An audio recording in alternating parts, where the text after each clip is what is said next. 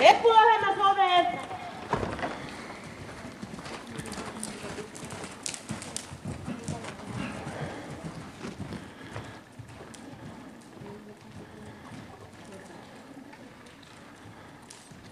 Eli ensimmäisessä vaiheessa, kuunnelkaa lapset, ensimmäisessä vaiheessa kierretään isot hyvät tiet.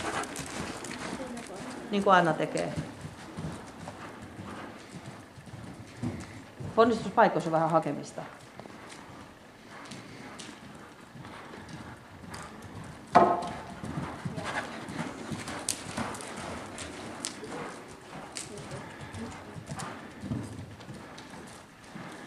Toista vaihetta Kari mä en osaa. Mulla ei mitään hajua, mistä menee toinen vaihe. Mutta mä en ole valmentaja. Mä oon kuullut tästä.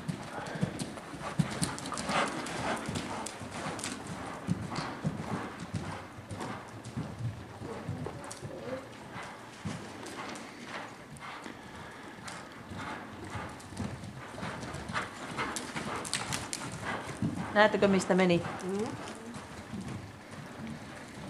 Ja tuolla mistä meni? Hyvä Anna!